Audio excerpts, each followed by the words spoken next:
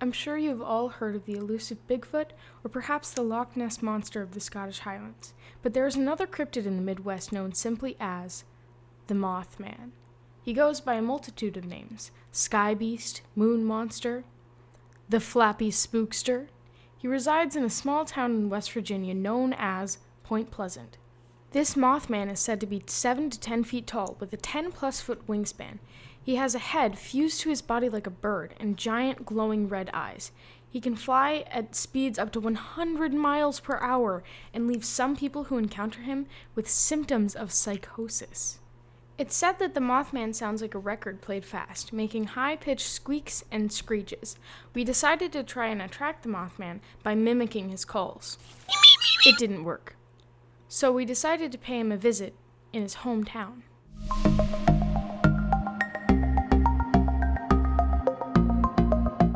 Point Pleasant is a small town on the border of Ohio and West Virginia.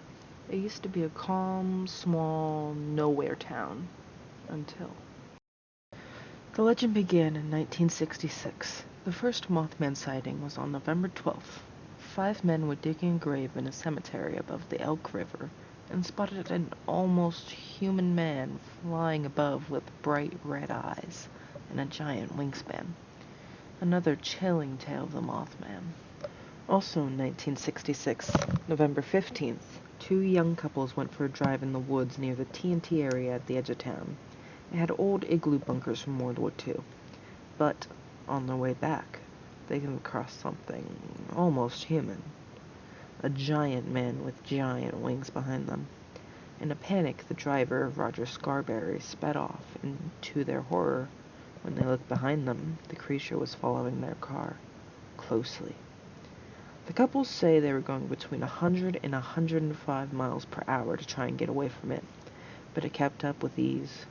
Later that night, the police separated them, and they each gave an eyewitness report. All 4 matched perfectly. Today, 3 of the 4 witnesses still live, and all of them refused to say what happened that night. These events sprung a bland mining town into a tourist hotspot. Conspiracy theories, teenagers sneaking into the woods to find his lair, unexplainable sightings from numerous accounts, and more. Over the years, more and more people claim to have seen the Mothman, and eventually there was a movie made, The Mothman Prophecies by Richard Gere in 2002. Although wildly inaccurate, this created a lot of buzz for the Mothman in Point Pleasant.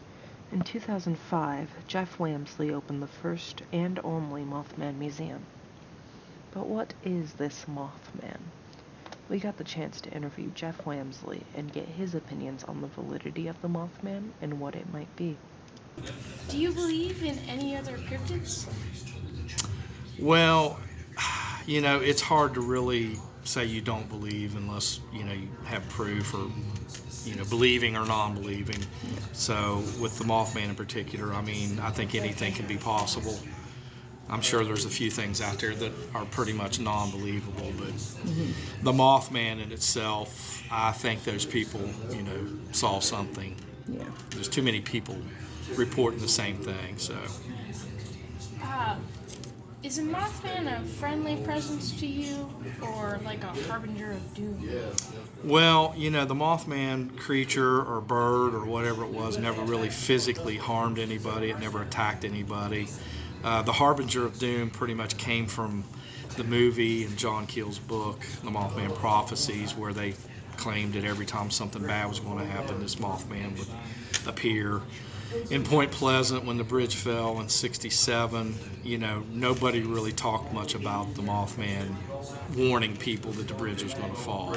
That came years later with John Keel's book. So I think the bridge fell because it was just 40 years old. What do you think Mothman is? That's a tough question. The Mothman, some people thought it was just a physical, like a giant bird of some sort, a sandhill crane or a turkey vulture. Other people thought that there was something a little more to it, maybe some kind of a spiritual being or whatever. So there's a lot of different opinions onto what it actually was, Have you had any personal experience with him? No, I have never. I was 5 years old in 1966 when all this happened. I just happened to know the people that saw it first, as they lived about 4 doors away from my house, my family. So when I was 5 years old, I had no clue. But when I got older and I started kind of putting the puzzle together, I realized that those people that saw it lived on our street. And that's how I started talking to a lot of those people and getting their story and stuff. And they weren't really thrilled about talking about it. A lot of them still won't pretty much talk about what they saw. We also got a chance to interview artist and Mothman enthusiast Sarah Buchan, who has her own theories as to what the Mothman may be, such as a large owl, the sandhill crane, or even some jerks with a drone. And though we may never know exactly what the Mothman is, we know that these sightings had to be something, and it could just be our cryptic friend.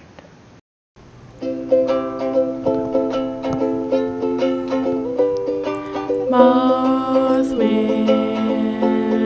show us the moth.